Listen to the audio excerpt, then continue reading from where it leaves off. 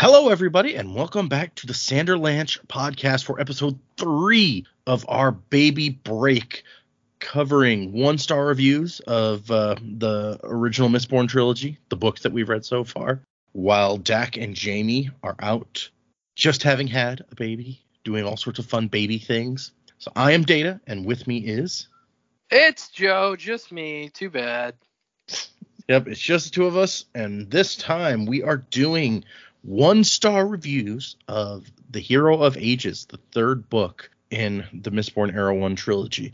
So these are people who made it through the first 2 books, got to the third one, and were like, damn, that sucks. So I think that would be an interesting subset of opinions. Yeah, that is going to be, I feel like, more interesting because it's like people that really gave it a go, and then at the end they were just like, ah. Yeah. So hang on to something, everybody. The Sanderlanche is about to begin. From Omega to Mars, from the council to the seediest bars, from the reaches of space to the pillars of a starry grace. There are battle wombitarians lacking in humility. Turians are bragging about their reach and flexibility. The clutter of the city spreads to the lowliest stars. But no matter what scars you bear, whatever uniform you wear, you can fight like a Krogan, run like a leopard, but you'll never be better than Commander Shepard. So, yep, it's funny because a couple of the reviews that I read looking for 1-star reviews last week were like, yeah, I hated the second book. I'm going to give the third one a try, though. We'll see. And so some of those people I had to follow and see, did they actually write a review for the third one on Goodreads and then see what they thought. And I think there were 2 different people that I looked at, and they did actually go on and read the third one and write a review for the third one. And both times they were like, you know what? The third one saved this trilogy from being terrible. Oh, that's good. People change their minds. That's good.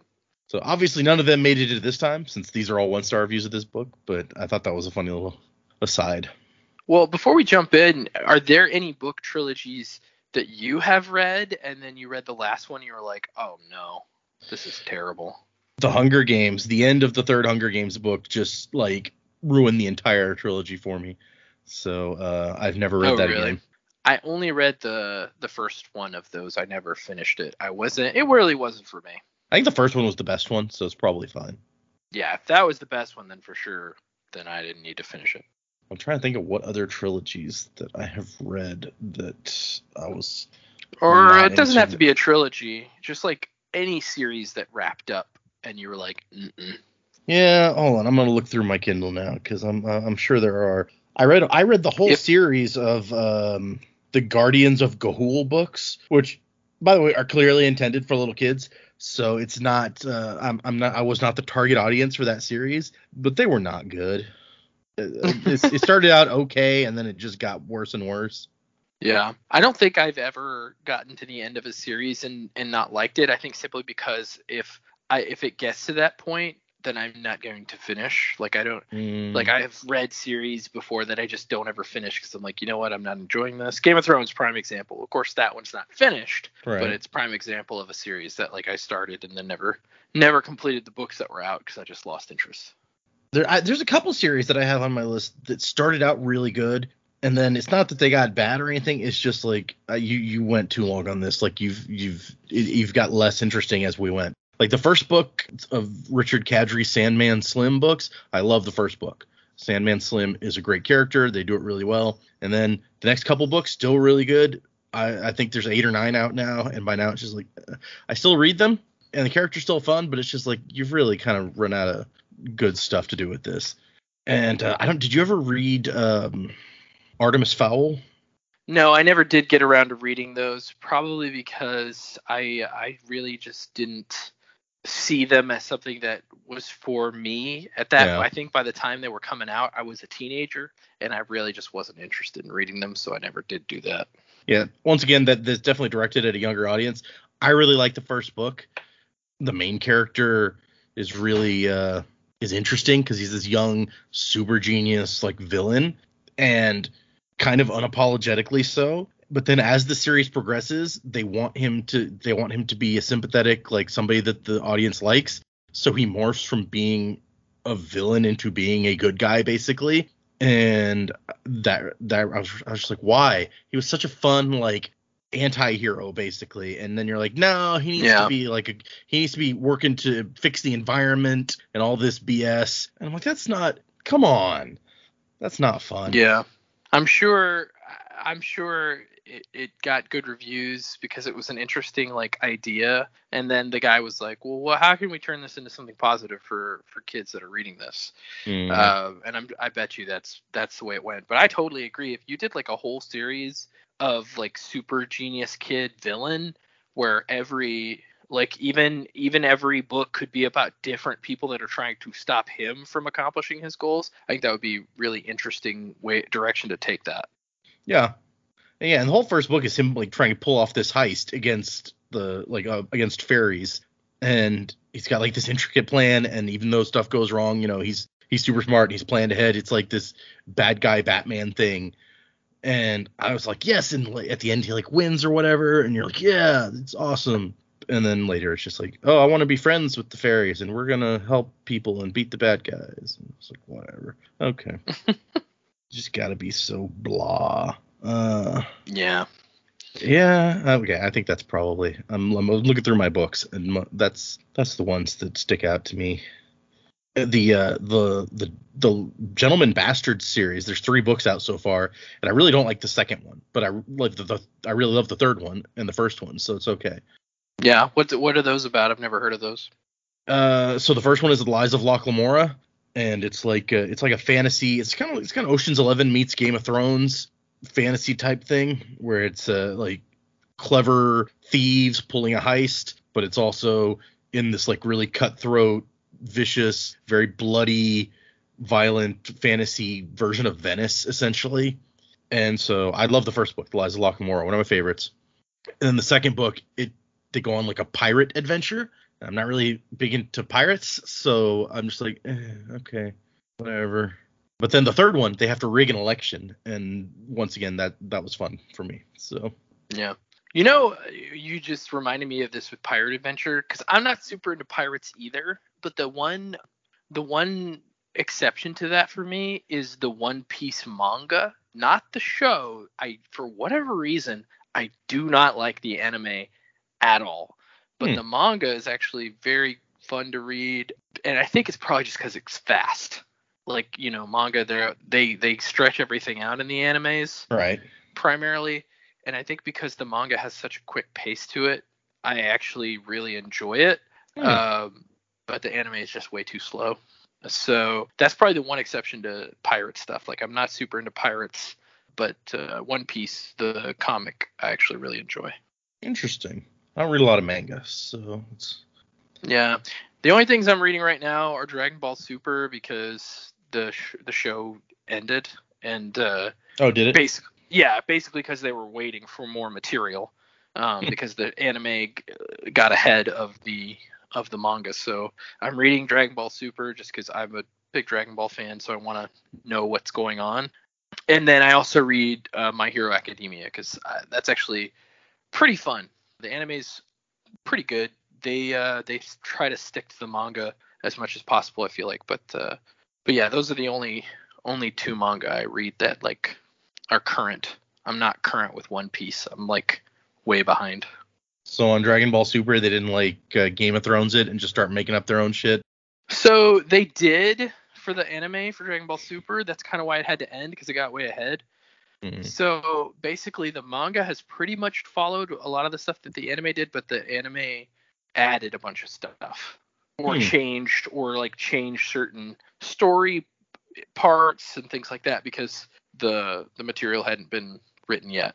And I'm guessing maybe the author had a plan for it, and so I'm sure he shared that with Funimation, who was making it, and they kind of did their own thing with it to an extent, because there's just different things that happen in the manga. Like, things that happen in the show happen a little bit differently. It reminds me a lot of Full Metal Alchemist, because I think that's what happened with that show. The original anime, before Brotherhood came out, they were putting that out at the same time the manga was coming out because it was so popular. Yeah. And so the anime, like, parts of the story and how it ends are completely different than the manga. So that's why they re-released Full Metal Alchemist Brotherhood, which follows the manga a lot more closely. Okay, interesting. I never watched or read any Full Metal Alchemists. So. Yeah, I watched the anime when it was out, or when they were putting it out in the U.S., because that was like at the height of like Saturday's anime on Cartoon Network. Like that's all those shows, Inuyasha, all that stuff came out kind of at the same time. So I was watching all that stuff. So there you are, listeners. No Harry Potter digression at the beginning. No. We went a completely different direction just for you guys. What's your listeners? What's your favorite anime? We could we could do a show about anime if you wanted. Like we could do 1-star reviews of Dragon Ball Z as a series. You never know. What could we do? We could do anything. You tell us. We could do anything. Yeah. Okay. So, okay, back to what we're doing this week is 1-star reviews of The Hero of Ages. Wildak and Jamie are out. The numbers on this one were interesting because there are almost 4,800 reviews on Amazon and absolutely no 1-star reviews. Wow. That's also not very many reviews in general. It's pretty close to what the other Amazon, like I think there were 4,900 for the last book on Amazon and like 5,300 for the first book or something. So it's not, no, maybe it's 70 something. Gotcha. Yeah, it's 7,600 for the first book. So, but anyway, so this book has 82% 5-star reviews on Amazon. So overall, people like it a lot on Amazon. Yeah. Which I feel like if you've gotten this far into the series and you've read the third book, I feel like you're probably already kind of in. Yeah, it's true. I would think that as well. So for Goodreads, which is obviously where all of our reviews today will be coming from because there were no 1-star reviews on Amazon, there are 300,000 ratings and 2,200 of them are 1-star, which comes out to 0.7%. So a little less than 1%, which is pretty close to what it was last time for the other book too. Mm-hmm. So okay, let's get into these. Alex Deranged Kitty Cat on Goodreads says, I'm sorry. Sweet. Yeah, I know, right? I'm sorry. Well, technically it's Alex and then biohazard symbol and then deranged kitty cat and then biohazard symbol again. Sure. So I guess that's important for the name. They said, actually, I missed this first line. DNF about 5 hours into the book. So they did not finish 5 hours in. I'm sorry. Me and this book are too different. I loved book 1, tried my best to finish book 2, but book 3 got me. Reading about Elend, and in parentheses, and not Kelsier, feels like going to a Queen concert featuring Adam Lambert instead of Freddie Mercury. Enough is enough. There are too many amazing books out there. So, was that the whole thing? Yeah, that's it. Okay, so he has equated Elend to being Kelsier, which I don't think you're meant to equate that at all. I also don't think Elend's really the protagonist of the book, which Kelsier felt like more of a protagonist in the first book than I think. But also, I love his comparison. It's like your comparison is exactly right. Kelsier is dead. So is Freddie Mercury, unfortunately. The band is also not the same. You know, the original lineup is completely different. So I feel like your argument doesn't really have much merit because it's like Brian May is not even the guitarist anymore at this point in this series. Like Brian May is gone. There is no Brian May equivalent here. So I'm not really sure what your issue is with Elend. He was a dopey guy in the first book, but I feel like this book speaks heavily to his character. Of course, he didn't finish, so he didn't even get to all the inner turmoil stuff. And then if he was only 5 hours in, he probably didn't get to a lot of the inner turmoil stuff. And then the ending where he sacrifices himself. So right. Yeah, I don't know. It depends on how fast a reader you are, how far you get in 5 hours, but it's a great book, so I feel like you probably didn't get near the end. It's actually a common complaint in some of the reviews that I saw that people miss Kelsier. They're just like, okay, yeah, the book is whatever. Kelsier's not here anymore, so I don't like it anymore.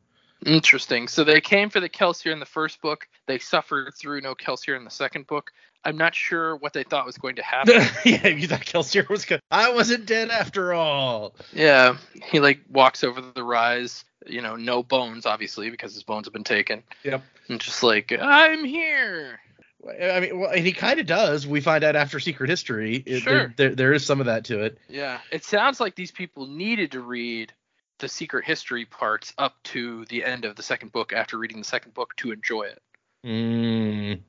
Yeah, I guess you could do that. You could read the second book and then read like the first 2 parts or 2 chapters or whatever of Secret History, where it's just Kelsier hanging out in the. But then you get all the ruined stuff kind of ruined for you because you know a bunch about him before you get the third book. But I'm glad you knew some details about Queen, because I don't know. I'm not a music person in general, so I don't know anything about that band. I'm like, is Adam Lambert a guy who's in Queen? I don't fucking know. Yeah. So, yeah, Freddie Mercury, obviously the original lead singer, famously died of AIDS or complications because of AIDS. And then Adam Lambert, who I think was a winner of American Idol in one of the seasons. I don't know. I never watched American Idol. But then eventually he became like the replacement singer for Queen. They basically decided to reform the band, go back on tour, and that he would be the singer. So that's what's going on with Queen right now. If they're obviously, they may be touring at this point. I don't know who's touring now with COVID ramping back up, but for some reason, when I read Adam Lambert there, my mind went to like Christopher Lambert from The Highlander, and that would be great if Christopher Lambert was lead singer for Queen. I was like, wait a second, is he in Queen? I don't weird. Think can he even sing? I mean, I don't know. I want to see Lord Raiden up there on stage trying to sing. That'd be cool. Right? Yeah, he's real old now though. So yeah, he is. Wasn't he also in Warlock? I don't know. Let's take a look at his IMDb. I got him pulled up right now. That movie's not good. Oh wow, he's got lots of movies in production right now. There's like that's cool. 6 or 7 movies on this list of stuff that is in pre-production or post-production. Mortal Kombat 11, he voiced Raiden. Sure, that's cool. Several episodes of The Blacklist, apparently, which I don't remember. That may have been after I stopped watching it. Maybe he's like another criminal guy that helps, or he's a new FBI guy. Yeah, who knows? Several episodes of NCIS Los Angeles. I never watched NCIS Los Angeles. Not a big fan. No. He was in the second Ghost Rider movie as Methodius. Oh, man, sorry I missed that. Druids, Highlander Endgame, Beowulf, Hercule and Sherlock. Oh, is it like Hercule Poirot and Sherlock? That's okay. Yeah, gotta be. That's interesting. Yeah, Agatha Christie meets Sir Arthur Conan Doyle. Probably not good. Probably made for TV. Yeah. He's in the movie Loaded Weapon 1, uncredited as Man with Carphone. Oh my gosh. Okay, yeah, he's in lots of weird stuff, is what I'm learning. Did you ever see the Sherlock thing where Vincent D'Onofrio played Moriarty? I don't think so. That doesn't sound familiar. I want to say it was like a terrible, like straight to video Sherlock Holmes movie, and Vincent D'Onofrio plays Moriarty, and it's terrible. Sherlock: Case of Evil, a 2002 film. Yeah, there you go. Interesting. Okay. Yeah, way before RDJ made his character beloved again. So I like the description here. It's a made-for-television movie featuring James D'Arcy as Sherlock Holmes. Is that how you say his name? D''ARCY? Is it Darcy? D'Arcy? D'Arcy? Yeah, maybe. He plays Jarvis in Agent Carter. That's the only thing that I remember him from off the top of my head. I just don't know how to say his name. The story noticeably departs from the classic depiction, style, and backstory of the original material. So Sherlock Holmes, totally different backstory, totally different style, totally different everything. He's from Brooklyn. I don't know. Who knows? Probably not. But Brooklyn! He's a kid from Brooklyn, and he takes some super soldier serum that makes him wicked smart. That's Boston. Yeah, that's Boston. That doesn't work. Yeah. Okay. Anyway, we're getting sidetracked a lot on this one. Okay. What are you wicked? What are you wicked smart? Okay, this one is a very short one, and another complaint that I saw several times on Goodreads, and I have some internal theories about this because it doesn't make sense to me to take it at face value, but I'll just read. It's like one sentence. Thinly veiled Mormon propaganda, avoid. Wait, what? Yeah.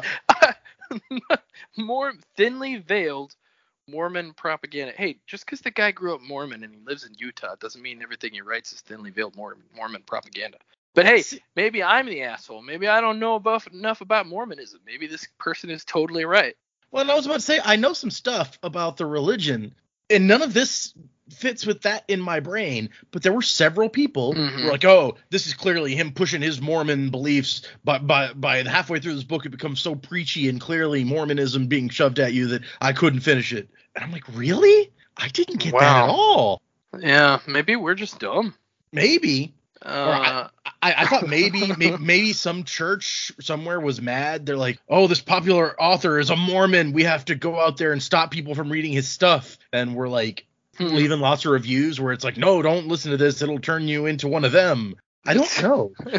I'm not taking this fantasy novel as gospel, no matter no matter what religion it's thinly veiled as. So I'm not sure what the concern is. But yeah, I mean, I don't get that. I mean, is there stuff about volcanoes in Mormonism? I don't. I was about to quote like some Scientology stuff where there's volcano involved, but yeah, no, there's I don't definitely know. Volcanoes in Scientology. I knew that. Volcano mouth, whatever. Yeah, that's strange, man. I don't know what they're talking about. I mean, I guess they eat God's body or become gods. I don't know. I guess. I mean, yeah, they do use part of like a god's body.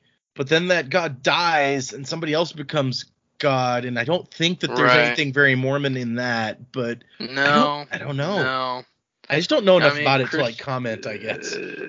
Yeah, let's just move on because we clearly don't know. Maybe these people are exactly right. Maybe the Mormon Church says like 100% that's what it is, but we don't know. To be fair, most of my original knowledge of the Church of Jesus Christ of Latter-day Saints comes from that South Park episode. True. Yeah, that's where most of mine comes from. I mean, I've read more stuff about it since then at various times, but that's like the foundation of my knowledge, so that's probably not a great place to make any comments from. Definitely not. Yeah, not a great jumping off point. All I can think of is like Joseph Smith looking at a hat. I don't even remember anything else really. Okay, we'll go on to here's another one that touches on something that a lot of people were complaining about in the reviews that I wrote. So this is from Jack, and Jack says, despite my review below, this author has become my absolute favorite in the genre. Ironic how things turn out. The following 3 books are so much better than the first 3. I assume he probably means the next 3 Mistborn books that have come out. Era 2. They are very different from these for sure. But so the rest of his actual 1-star review is, I have decided that this author isn't very clever. The amount of repetition, and the stupidity of the characters mean that I'm either a genius, and I'm not, or that the author has a very low level of intelligence. I can survive with the stupidity, but the repetition, I felt that I want to grab him and shake the crap out of him, yelling, yes, I know pewter gives power. Ellen is a freaking scholar. Vin lived on the streets. Stop repeating that. We have brains. We can keep information stored in our brains for more than 3 pages. Trust me, this is a normal human ability, and you don't need to be a Mistborn to be able to do that. That's it. I guess, and I can see where he's coming from if that's his main issue. Like, he keeps repeating what metal does what because he keeps saying, like, Vin pulled on pewter too. But at the same time, if I was, like, I'm trying to think if I was writing it, I want you to understand with clarity what is going on. So if I just say Vin punches the guy and he flies across the room and slams into the wall, like, I want you to know that didn't just happen, because there are parts in this book where shit just happens and it's not like clear what's going on because it's something else. It's not, it's not allomancy, it's ferochemy, or it's hemalurgy. So yeah. I get what you're saying. We've been in the world for a while now by the 3rd book, but at the same time, for the sake of clarity, I think you can forgive repetitiveness. When it comes to the metals especially, I'm like, part of it is, look, there's like 14 different metals at this point, and I guarantee you if he didn't say which metal was being used at which time, there would be people who are like, I was so confused. There's too much stuff in this magic system, and I never remember what does what, and he doesn't help. So yeah. Well, let me see if I can name it right now. After I've read those books, let me see if I can figure them all out. Okay, so we got because I should know, right? I'm not an idiot. Right. So we got pewter. That's for strength and stuff. Uh-huh. Yeah. Tin. That's for senses. We got steel and iron, and those are for pushing and pulling. Am I right on those? Yep. We got copper. Is that for soothing? No. Okay. Brass. Is that for soothing? And see, this one, the soothing and the rioting, I never remember straight up. So hold on. Yeah, because they don't say that a lot. They just say he's doing it. I feel like that's the one they probably repeat the least of what metal it is, because they just say he soothed. Because it's brass and zinc, and okay, so soothers are brass. Soothers are brass, the riders are zinc. See, I wouldn't have remembered, like, even after reading all three of these books, definitely would not have remembered that rioting was zinc. Mm-hmm. Coppers for smoking. Yep. And shit, what's the thing Marsh does? Seeking, and Mhm. that is I don't know. What's seeking? Bronze. See, and that's after reading 3 books. I still don't remember all of them. Mhm. And then, of course, you got Adium, you got Gold, you got Leracium, the 11th metal, whose name I can't remember. They call that Maladium. Maladium. And then you got Duralumin, Aluminum, Mhm. and then I can't even... Did they ever name all 16? No, but you're missing one that they did name. You got everything but one. Hit me with it, because I don't remember. Electrum. Oh, that's right, Electrum. The poor man's Adium or whatever. Yeah, that's introduced in the 3rd one. Right. So yeah, I mean, I'm an intelligent guy. I read all 3 books. It was very hard for me to remember all of those metals and what each of them do. I didn't look at anything to do that, clearly, because I had an issue with it. So I think we can forgive, for the sake of clarity, we can forgive Brandon for being repetitive. Yeah. It's nowhere near as much as in like the first few fights in the first book, when he's really trying to like explain everything. Well, and so the medals I give him pass on.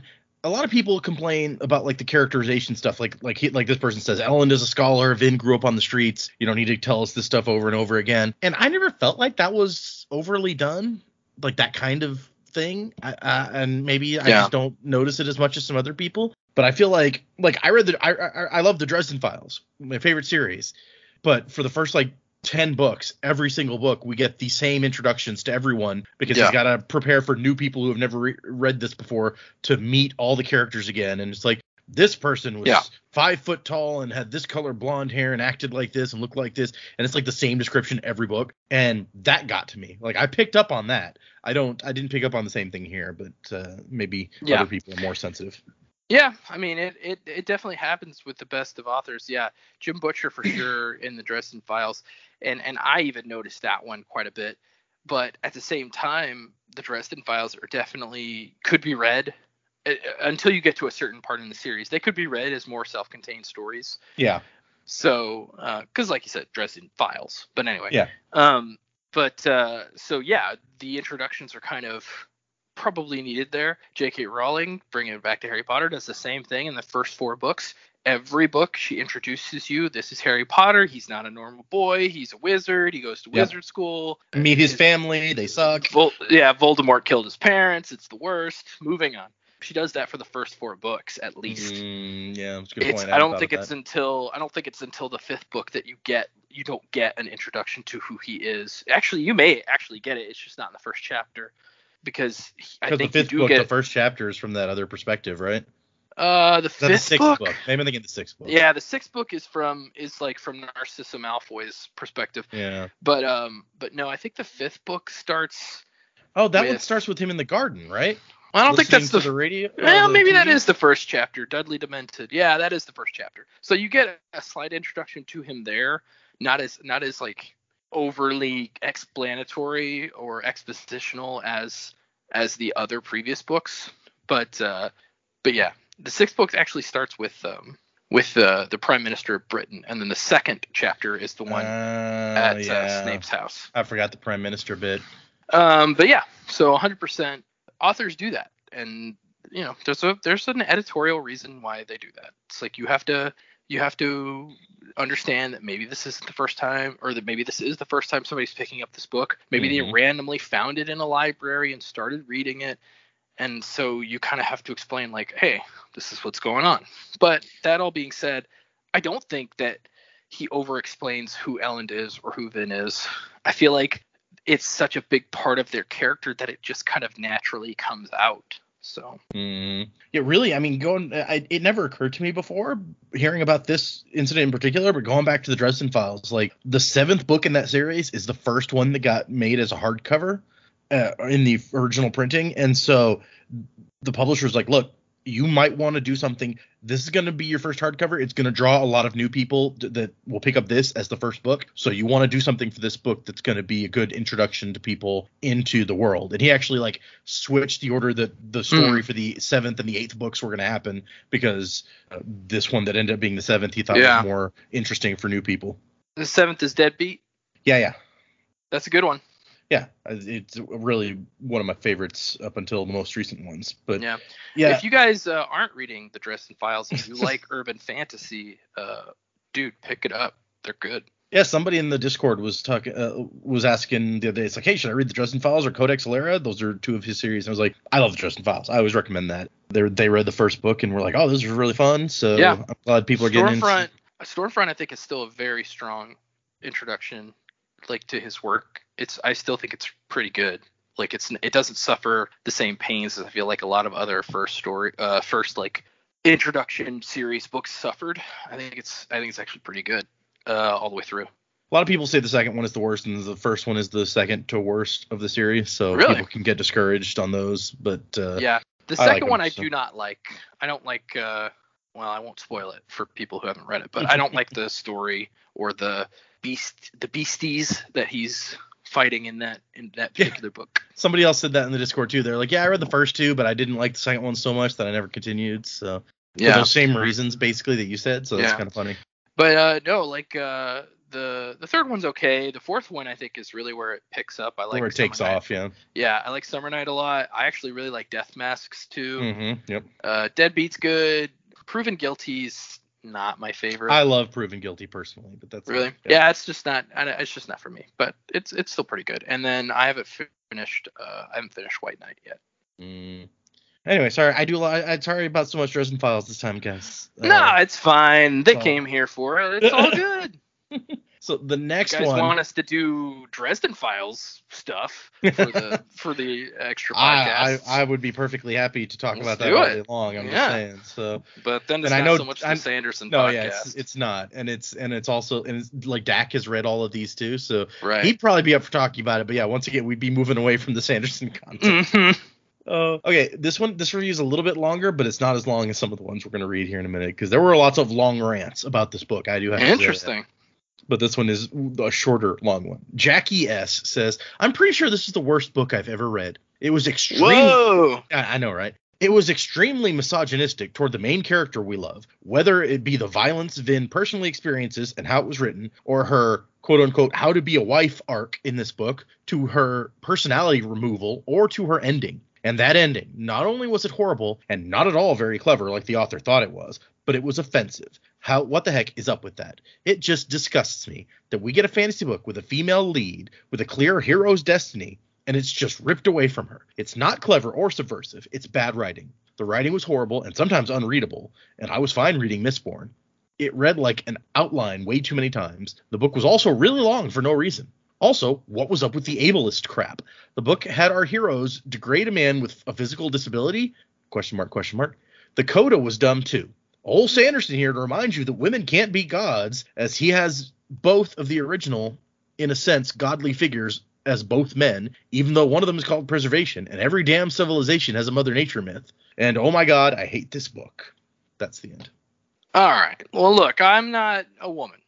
Okay. So your opinions, this review writer, your opinions are very valid. And, of course, if you feel that way, you feel that way.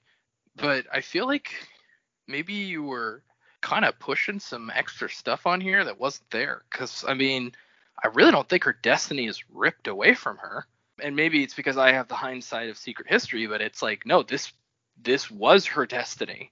This was what she was meant to do. She was meant to be better than Kelsier, better than these other men who are trying to rule the world, save the world, make the world in their image. And she gives up the power. She's better than them in the second book. She gives up the power instead of taking it for herself. She's better than them at the end of this series. She sacrifices the power and herself, which Ruin would never have considered that she would do, to destroy them both. And I think that is, I mean, I guess her complaint seems to be that instead of Vin being able to go on and be the god of this this new world, it ends up being Say's. I guess like it seems like maybe she's upset about that. Yeah. But while we love Vin, while we know Vin, and Vin is a good person, I don't think Vin could have accomplished what Say's accomplished, because Say's was just a different person. He'd studied his whole life and gained all this knowledge to be able to do exactly what he did at the end of the book. It couldn't happen another way. Tindwyl couldn't even have done what he did because she didn't study the same things. So I really don't see why, you think it should have been a different way. But, what am I, I'm not anyone to talk about women in fiction. That's for sure. Yeah, I don't know. It bugs me I feel like it's really undercutting Vin's character to be like, no, she had this clear hero's destiny and it gets ripped away from her and she gets nothing at the end because Sanderson says women can't be gods. And I'm like, no, Vin. And for one thing, ever since really the second book, there's been this thing where it's like she thinks she's the hero of ages. Sazed is like, is she the hero of ages? Is she not? And then when she gets really confident that, yes, I must be the hero based on these prophecies, that's when we find out the prophecies are bullshit and were changed to let the evil god escape. And so it was anything but a clear hero's destiny, quote unquote. It was an intentionally murky, is there even a hero? We don't even freaking know, because all the resources that we have to go on are changed by the bad guy to help him win. So and this person's like, that's not clever or subversive, it's bad writing. And I'm like, I feel like it was actually really cleverly done, the way that we're introduced to this stuff and we trust it, and then we find out we shouldn't trust it, and now we have to question at every step what is right, what is not. And the characters themselves are like, how much can we trust this information from 1,000 years ago, because we've already found out that it's led us wrong. So I don't necessarily agree with that part. No. The comment about what is this ableist crap, the book had our heroes degrade a man with a physical disability, I assume we're talking about Set. And it's true that the book makes a joke out of the fact that Ham can talk to him and he has to sit there and can't run away because his legs don't work. So maybe that's ableist. I always just thought of it as, we know Set is an asshole, and so he's getting a little payback here, and it just happens to come in the form of this because of his situation. Mm-hmm. So I don't know. I've also been, and this isn't something I'm trying to speak to from a political platform or anything like that. But I'm also like, what is equality really? Like, this guy's Set's an asshole, like we said. He's crippled. Why? Like, are we supposed to be treating him differently because he's crippled? I don't understand. Like, is he supposed to be cared for? He doesn't want that. It's very clear Set's not the kind of guy that's like, take care of me. No, he was a king. He's lazy and stuff. And he has servants to do stuff for him, but that's not really the same. But that's not him being crippled. That's him being a lazy asshole. Like, there's a difference. So yeah, I'm not sure about that either. Also, like, Sazed, like even the characters in the book, Sazed especially, he's shocked the most at the end when Vin is gone. He's like, no, like, how, this can't be. She was the one.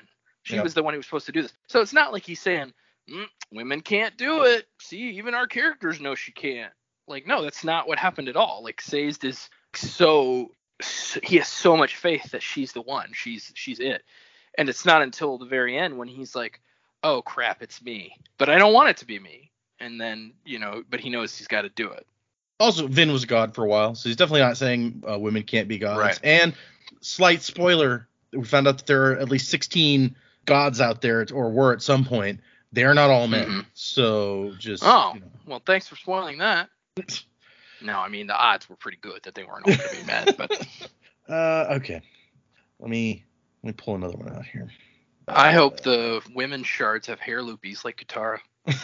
Katara's hair loopies are a great hairstyle. I don't even know how you do it, but it looks cool. Yeah, it's very confusing to me too. I can't tell if they connect in the back or in the front. Or right. Yeah.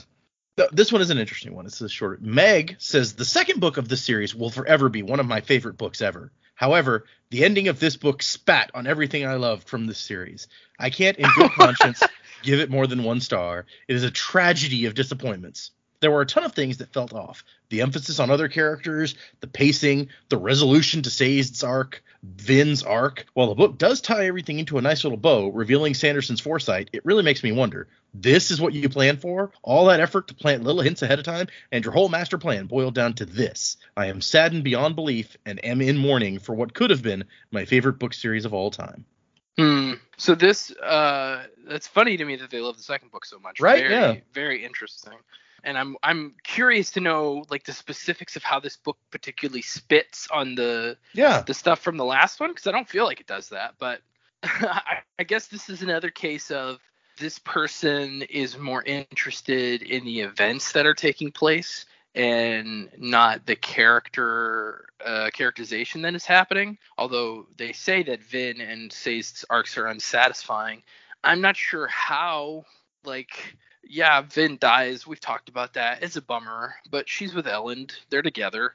So they both died and they're both together. It's not like they're separated. Yeah.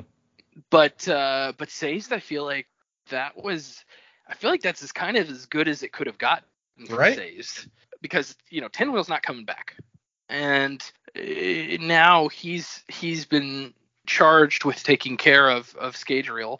And if there's a guy you want to be in charge of your world and your life in a grand scheme of things, where he winds the clock and then he sets it down, I feel like Sei's is that guy.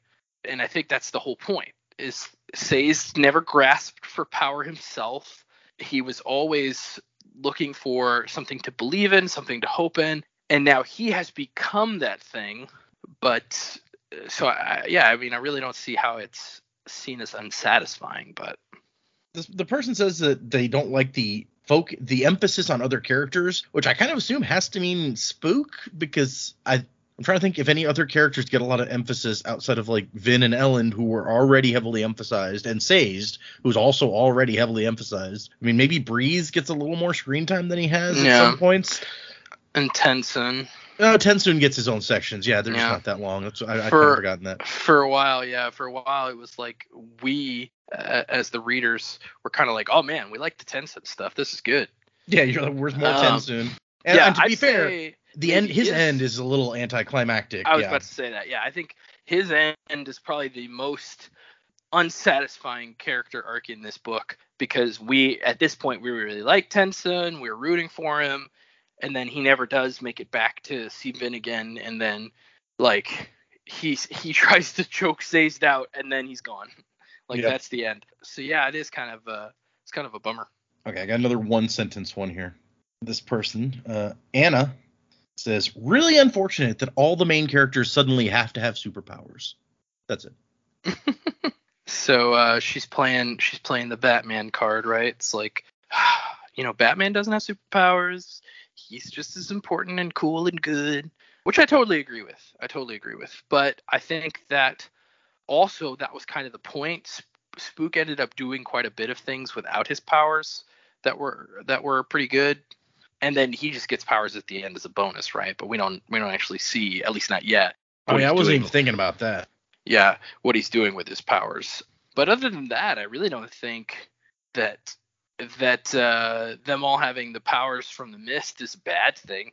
I think it's kind of a cool idea, and it kind of also it gives us a little bit of a relief that this mystery of the mist and the people getting sick or dying is kind of explained. It's like, okay, well, they were getting sick because they were becoming mistings, and then the ones that got sick longer were becoming mistborn. So I actually think that's pretty cool. No, the ones idea. who got sick the longest were the Adium mistings.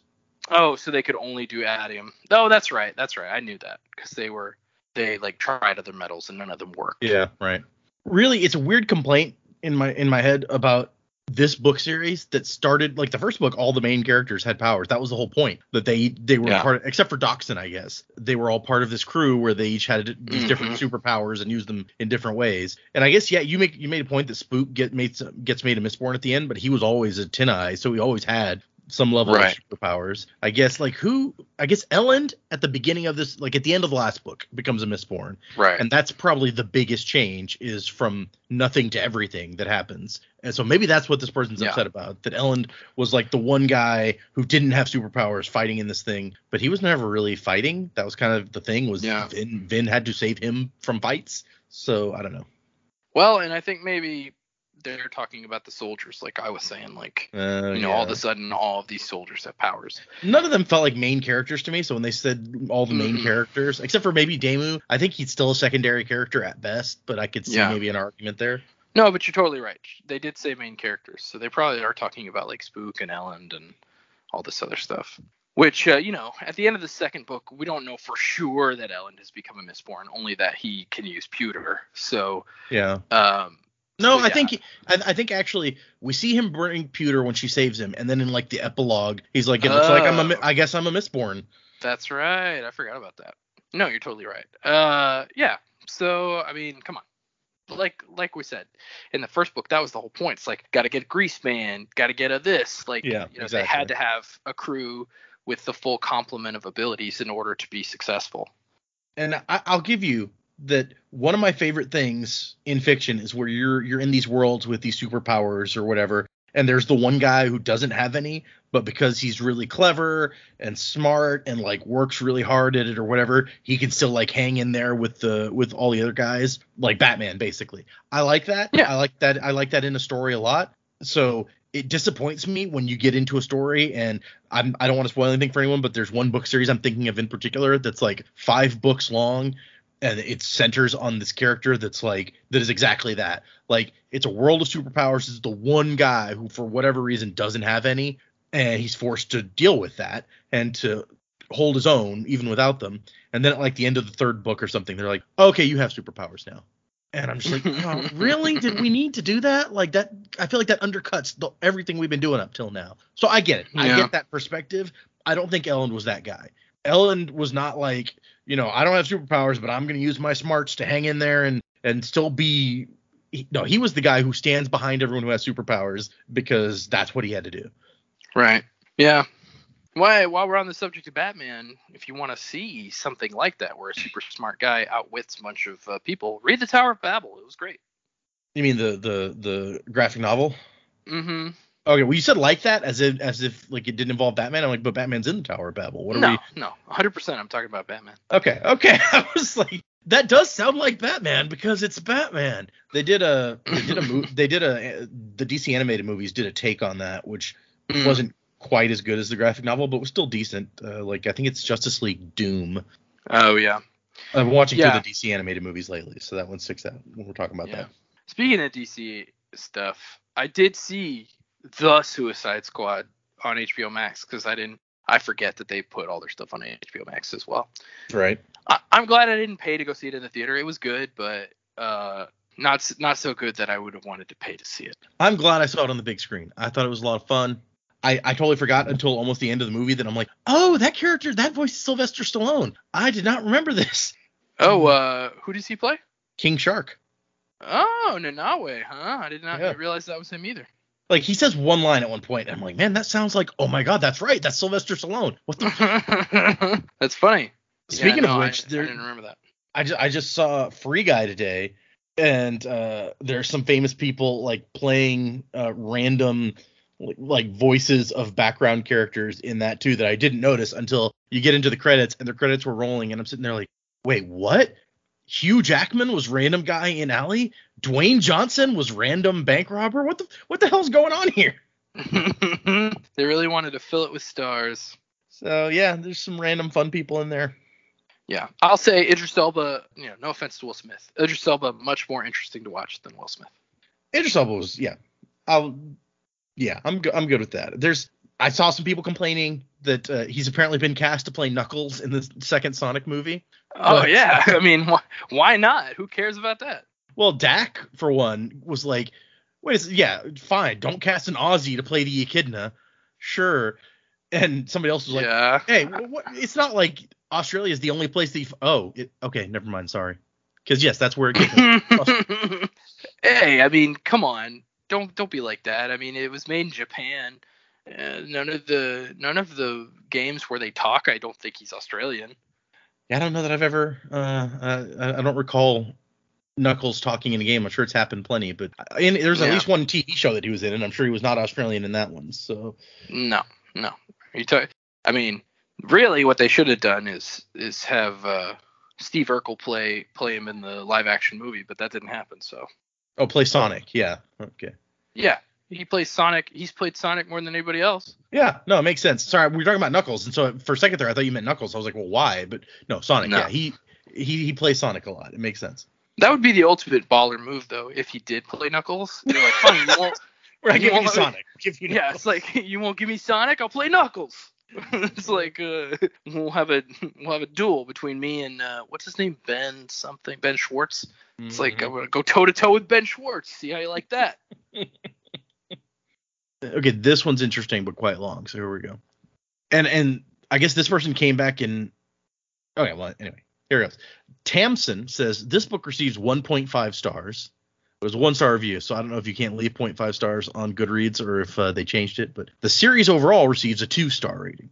Here's the thing about this series. You can't give it a 1-star because there are good moments. If you don't mind wading every book through 300 pages of repetitive bullshit to get to the interesting shit, and then wade through another 150 pages for shit to get interesting again, for real, those like 2 to 3 chapters over the series are really good. In all seriousness, though, I'm trying to decide if Brandon Sanderson needs to be a better writer, or if the editor needs work, or if perhaps the publishing company needs to be less greedy. Why does everything need to be a trilogy or more? This was probably a book. With a sequel, maybe. I think it's probably a combo of greediness, poor editing, and Sanderson's shitty writing. He blows. I can't help compare him to the Wheel of Time author Robert Jordan. Sanderson takes over the series after Jordan's death. I can't honestly speak to Sanderson's portion of the series, but Wheel of Time is about 12 books, and they're each about 950 pages. I've heard Sanderson is excellent in comparison to Jordan. Jordan is terrible. He's repetitive and cliched, and guess what? In this Mistborn series, I kept comparing Sanderson to Jordan. Sanderson is incredibly repetitive. Did you know that Vin has a verbally abusive brother and it's hard for her to trust people and she hates/loves dresses? Did you know that Ellen loves books and political theory and Vin? And he's really surprised he's ever become emperor and he wears white uniforms even though it's ashes all the time? Did you know that Breeze is secretly a totally nice guy? Did you know that Allrian can riot people and she is so totally girly? I could tell you 1 to 3 facts about every person in the series simply because Sanderson cannot shut up about the only 3 facts they have. Because, he's a very superficial writer who cannot write a character study to save his life. Also, Sanderson is just incredibly boring. Except for those 2 chapters, I seriously can't believe that he can make this thing so lame. Just one more nagging thing about Sanderson's inability to write. If you have to include important details in italics before the start of every chapter, these are not notes or even part of the chapter, to have people figure out what the hell is going on and to let the magic of your world make sense, it's probably not a sign that you're a good writer. Seriously, if you have to include 3 sentences explaining the Well of Ascension, or how Ruin was created, and why releasing the power ended up being a bad thing, or how basic principles work in your world before the chapter and totally separate of the plot, I am not impressed in your ability to do jack shit. At first I thought these italicized notes were like compliments to the chapter, for the more in-depth fan who wanted to know more about the world. They're not. They are critical reading. If you do not read these stupid notes before each chapter, you'll never understand the logic of anything, which frankly pisses me off. Good writers and good world builders, which I keep reading in reviews is a compliment for Sanderson, excuse me while I roll my eyes, do not need to critically explain their world separate from the plot. Yes, intricate world builders can add appendices or even separate books that serve as atlases and what have you. They do not need to give you sentences that are necessary to read to explain what's happening in the actual book. I'm stopping here because frankly I can't waste any more time on this. Yes, there's some entertaining scenes, but if anyone describes this to you as excellent or must read, find something else. There are authors that do this better. Well, he's got some points. I don't know if they're good points, but he's got some points. No, I mean, I get it, man. It's not for you. Like, it's not for you. That's basically what I'm getting out of all of it. It works for some people, though. But I would argue, and maybe this, because this was drilled into me when I was at the university, if you read a book, you're supposed to read the whole thing. The author put it in there for a reason. It's not for you to just skip over because you don't think it's important. I am a very strong believer that you read the foreword. If there's a foreword, you read the preface. If there's a preface, you read the prologue, you read the epilogue, you read the notes. That is what it's there for. If they didn't put it there, or if they put it there, then you're supposed to read it. If they don't want you to read it, they wouldn't put it there. So I completely disagree with him on that. But yeah, I mean, obviously he's got some problems with the way Sanderson writes. And look, the good news is not everything is for everyone. So That's true. You know, these books aren't even totally 100% for me. I like them. I found them interesting. I found the characters interesting. I found the world building interesting. But yeah, obviously this guy didn't feel that way. I'm surprised he made it through all 3 books, honestly.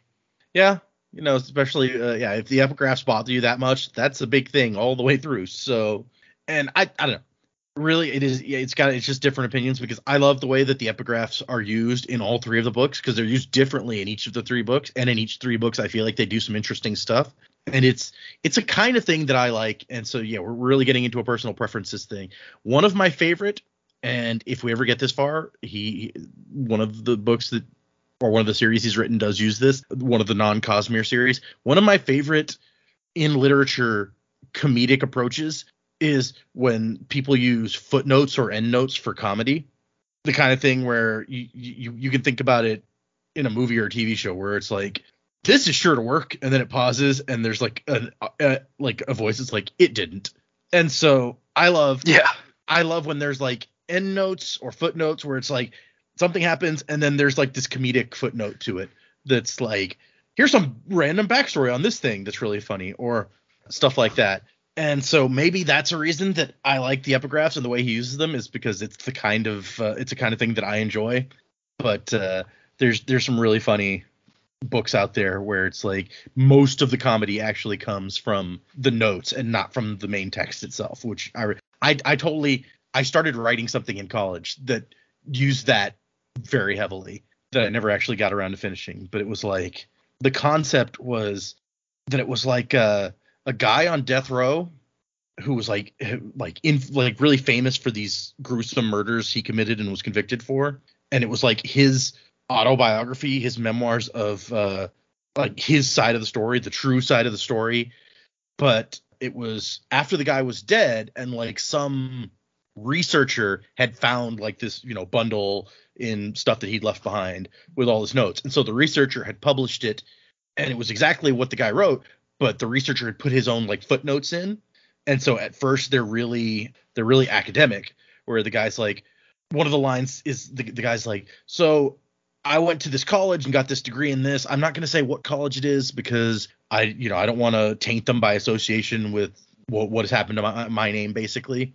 And then there's a footnote where the guy's like, the researcher's like, so judging from the year and this guy's name and the degree that he said he graduated with, there's this one college that we can basically narrow it down to that he must be talking about that fits in with everything he said. So it's very like academic stuff at first. And then as the story progresses and it becomes clear that the guy's story is a bunch of BS, it starts to be very like funnier footnotes where the guy writes that it happened this way. And then the researcher's like, yeah, here's all this evidence that shows that this is a complete lie. And it's really funny the way that he writes it in there. And so I love that. That's just my personal preference. Yeah. Hey man, don't you're gonna have to cut all that out. You can't give away your concept. Somebody's gonna steal it. That was like 15 years ago, and I never went back to work on it after like 3 chapters. So I don't think that if somebody else wants that, they can have it. Never say never, man. You never know. I'm working on different things now. It's all good. If I write that, are you gonna call bullshit and like say it was your idea and shit? No, probably. Well, I mean, yeah, I would be like, hey, he totally stole that idea from me, but I told him he could, so it's okay. All right, cool. Which it's funny that you say that, because the first chapter, the first whole chapter of the book was like this guy talking about how his mom was crazy, and it was largely based on our mom. So. Oh, perfect. Yeah, so you totally can steal it and get away with it. This summer, look for my book. This coming summer, 2022. Look for my book, memoirs of a serial killer, annotations by Franz Finkelstein. There you go. That's a good name. Oh man. Okay, let's how long have we been going on this? Yeah, let's do like one more. Let me find a good one. Okay. Tallulah says, I honestly wish I could eternal sunshine my mind of this book. The whole whiny series, in fact. Not one character I liked. Okay, the Soother and Ham were okay, I guess. What's worse, I read the entire series thinking surely this can get better. Then I kept reading in hopes that Vin would just die. At times, it felt like I was reading an episode of Dragon Ball Z, the way they go on about her power level. It's over 9,000, by the way. The series touted the poor damaged Vin thing around like a banner. It was less of a weakness and more a thing to be pitied. The worst crime of all is that it didn't make me care. Not for the ska, not for Vin, not for her annoying rich husband, and not for the world that the author created. I will concede the Inquisitors are pretty cool, as were the Khandra. The whole idea of the medals was well thought out, as well as the powers, but ultimately, this left me feeling cheated. I love some young adult fiction from time to time, but this book was not for me. It does appear to be for others, so yeah, rant over. Love the Dragon Ball Z comparison. You know, and it did feel that way at times, especially since we were reading, 3 chapters at a time, and then having to talk about them. It did kind of feel like some there was some filler in there, so I get that. But yeah, a very interesting comparison. So yeah, you said it. You said it in your review. It's not for you. It's for other people. And I really don't think Vin's like stuff, her personal stuff, is used for us to pity her. But the fact that you're saying you don't care, I'll be honest, that kind of makes you sound like an ass. Like just to say like, I don't care about the ska, I don't care about her. Well, then what do you care about? Like seriously, what do you care about? Because these people. I'm impressed that you made it through 3 books, like for real, not caring about any of it. Yeah, because I mean, if I was that empathetic, I would have put it down after the first few chapters. Even if we were doing the podcast, I would have been like, you know what, dude, I'm out. I don't think I can do this, because you're supposed to care. So if you don't care, I don't think that's the author's fault. I think that's your fault. You just don't care. So move on and do something else. Read something else. Yeah, it's just, Tallulah, you and I are very different people, because I can't imagine someone coming out of this being like, Breeze and Ham were my favorites. They were okay, I guess. And I'm like, really? you don't give a shit about Vin, but Breeze and Ham are your favorite. Okay. I mean, if that's your thing, I guess. Not to say that Breeze and Ham are bad. I don't dislike Breeze and Ham, but it's like, I love Vin, and Kelsier is like really fun to read, even if he's like a sociopath in a lot of ways. I don't get it. Yeah. Her power is over 9,000. Sure. Constantly. But yeah, at a certain point, it's over 1 million when she's a god. Oh yeah, when she's a god, exactly. She's gone like Super Saiyan God.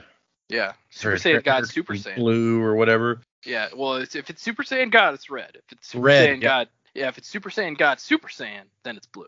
Okay, well that's just dumb. And then when it's Ultra Instinct, it's silver. Does silver look good? I'm trying to picture that, and I don't think I can picture it. It looks okay.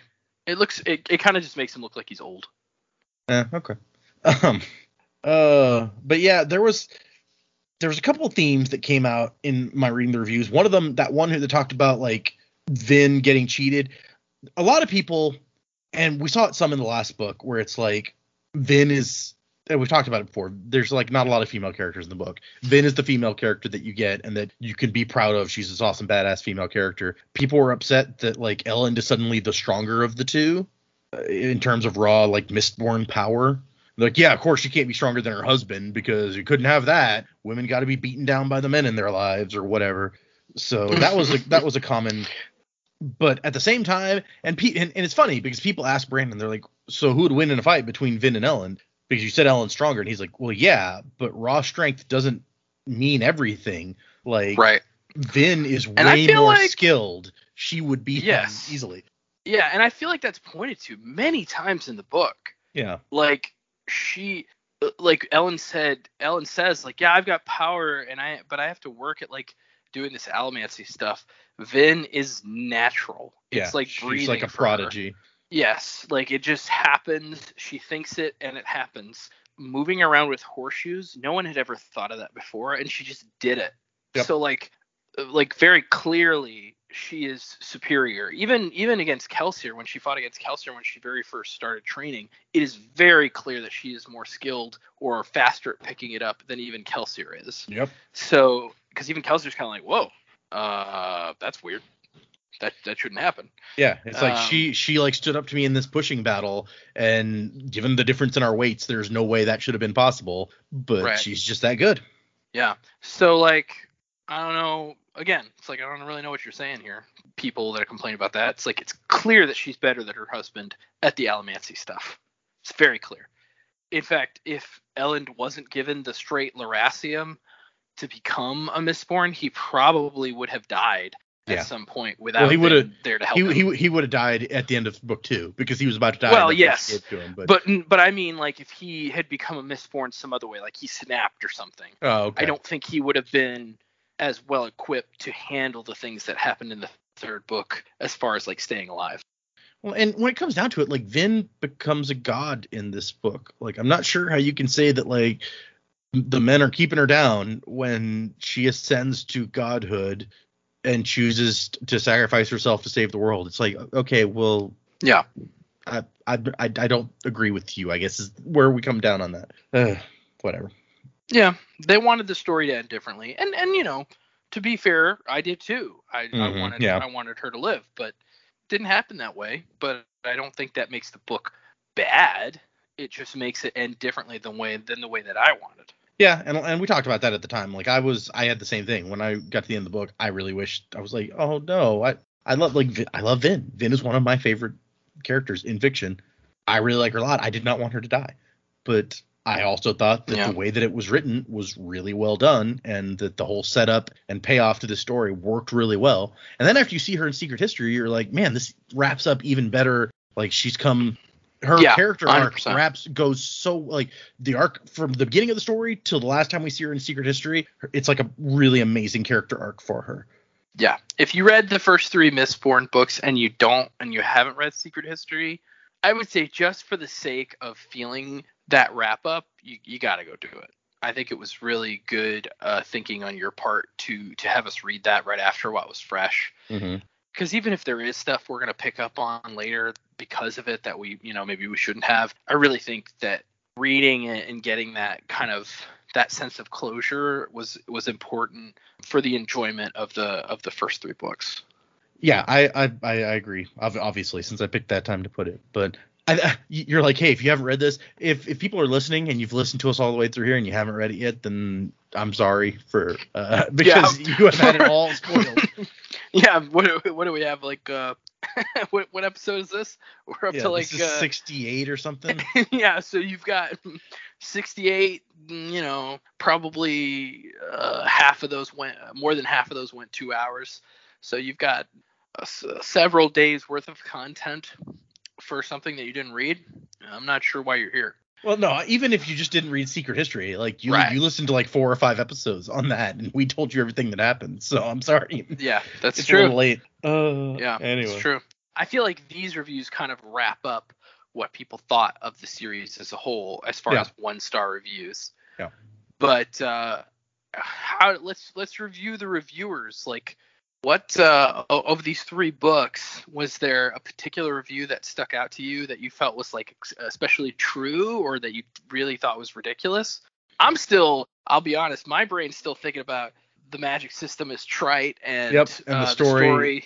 No, the story is trite and the magic system is dumb or stuff. Whatever. Yeah, exactly. Yep. Without even making it through the first chapter. I mean, I was thinking still the exact about same that thing. Yep, that's the one that sticks out to me. Which that may have been the very first one we did at all. I think it was. Like, yeah, it's just like, wow, dude. It's amazing. It's just amazing.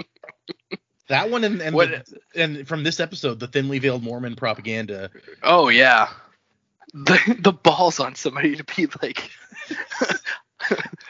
Magic sucks. I didn't finish the first chapter, but the story is trite. Yeah. 1 star. I'm going to take to the internet. Let everybody know. Got to make sure people are aware. I read like 2% of this book. Fuck this book. Like, it doesn't make any sense. Oh, man. That's great. Okay. Yeah. That's going to be the one that sticks out forever now. Let's see. I need to figure out a way to use that. It's just going to be that's going to be the go-to now. The story is trite. We're going to get through the prologue. Yeah. Oh my God, the story's trite. Yeah. I'm going to go back to Elantris chapter 1 and be like, man, this Raiden guy, what a dickhead. Oh yeah, because in chapter 1, that's the only person we've met, right? So Yeah. this guy, he turns into a zombie, right? I haven't heard that before. Whatever. The worst. Oh look, there's goo on the walls. Oh boy, what a trope. Oh my gosh. Fecal matter goo. I knew you were gonna bring it back, and after that, he got raised like you destroyed me. You just forever. I can't even eat now. The slime is feces. Oh. Yep, no, it's not good. No. Okay, we have one email to do this week, so let me hit that. This is from somebody who's in the Discord. So it says, "Howdy, Sanderlanche, but mostly Joe. This one's for you, my man." What? Michael here, although at this point Wolfbite, pronounced Wolfbite, it's spelled differently, may be better. Is that like cockbite or? Well, it's WULFBYTE. So it's not like cockbite. Since that's how the Discord knows me, and there's also a million Michaels out there. Joe, let us have a little chat about a recent discovery made by our good host Data in the first Baby Break episode. Uh-oh. Data found something very interesting while enjoying the many offerings of the internet. Dinosaur erotica exists. I do not blame you for your reaction, which if you don't remember was something like, no, why? I'm paraphrasing. I believe my exact reaction was like, what? Ugh.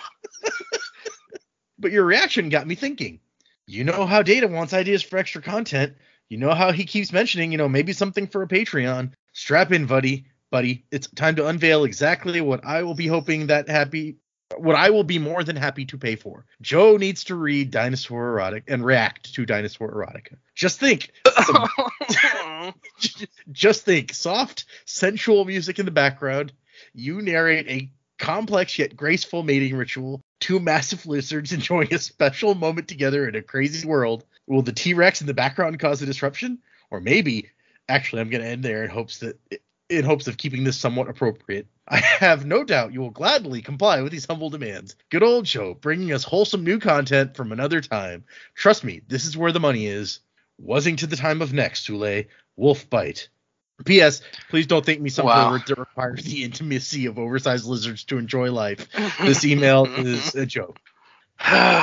Look, as soon as I heard about Dinosaur Erotica, I said disgusting, gross, and I have not changed my opinion on Dinosaur Erotica. I will not be subjecting myself to any Dinosaur Erotica of any kind. For some reason, I thought you were going to be like, as soon as I heard about it, I went to Google and had to find it for myself. No. I did not even, sometimes I have a morbid curiosity about things, so I'll give them the old Google. Not so with Dinosaur Erotica. Not interested at all in Dinosaur Erotica.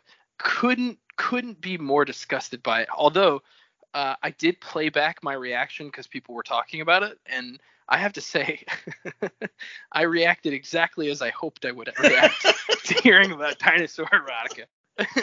I was just as disgusted as I would hope that I would be. Because it is, I'm just, I don't understand. If you enjoy Dinosaur Erotica and you're listening to this, please don't, you know what? I don't want to lose any listeners, but please stop listening. I don't want to do that. The views of Joe do not necessarily represent the views of the Sanderlanche podcast. Sure. It's affiliates. I'm an individual. I'm an individual. Yeah. No, but I just don't get it. I don't get it. Like, hey, what? People out there, you do you. No judgment here. Sure. No, I'm judging you hard. If you like Dinosaur Erotica, because but honestly, I'd be that way. I'd be the same way about any bestial erotica. So like dog erotica, no. Cat erotica, definitely not. Unicorn erotica, no thanks. Like I don't need it. Whatever happened to a man and a woman, or even a woman and a woman, or a man and a man just having sex? Like why do we gotta have all this extra? Anyway, moving on completely from all of that. For next week, I don't know exactly what we'll be doing. I haven't actually decided yet. Not going to be Dinosaur Erotica, that's for sure. No, definitely not. Cut this out. We don't want to make them unsure about what they're going to hear. No, we'll figure it out.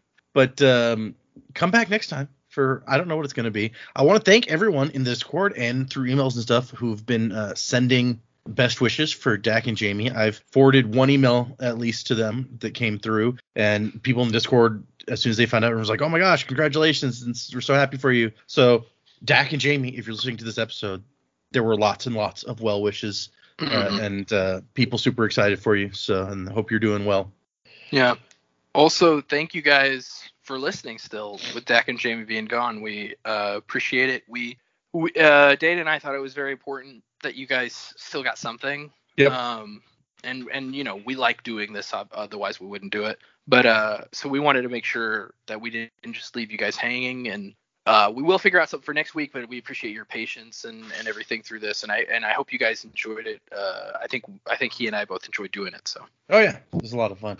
A lot very interesting stuff that we discovered about people's opinions that I did not know. Yeah, that's true. I know a lot about these books, and I know, and you know, the background details. I've like read the stuff that Brandon has answered, and obviously the annotations and all this stuff. So I have a lot of knowledge about the books and the universe. I did not have a lot of knowledge about how some people reacted to it and the opinions that are out there. It made me look at some stuff in new ways, which that's kind of cool all by itself. And it gave me the opportunity to call out some insane people who say insane, crazy shit. And that's always fun. And yeah, we found out the story was trite, and you know. Yeah, exactly. So thank you for sticking with us, guys. And we're going to come up with something fun for next week. And then the week after that, if things go to plan, we will be back into Elantris for chapters 7, 8, and 9. So yeah, I need to read those. I still haven't read them. Yeah, I kind of figured that you would hold off for a while, at least, since we weren't going to be hitting them for a while. Yeah, I'm going to have to remember what happened, too. Yeah, we're going to have to go back and remember what happened in the first 6 chapters. At least we're not like halfway through the book and it's like, oh, crap, what happened? We're 6 chapters in. So that's true. We didn't get too far in, so that's good. So anyway, thanks, everybody. We really appreciate it. If anyone wants to send us emails, like the email that we got, and maybe not exactly like the email we just got, you can send us an email at thesanderlanche@gmail.com. You can also find us on Twitter and on Facebook and Instagram and all those sorts of places where cool interweb things happen. So hit us up, send us messages, leave some 5-star reviews on Apple Podcasts if you've never done that, and Joe will jump you into the misting crew. Sure will. You better answer the door when I get there, too. Music by Miracle of Sound and Wasn't to the Time of Next. Colo.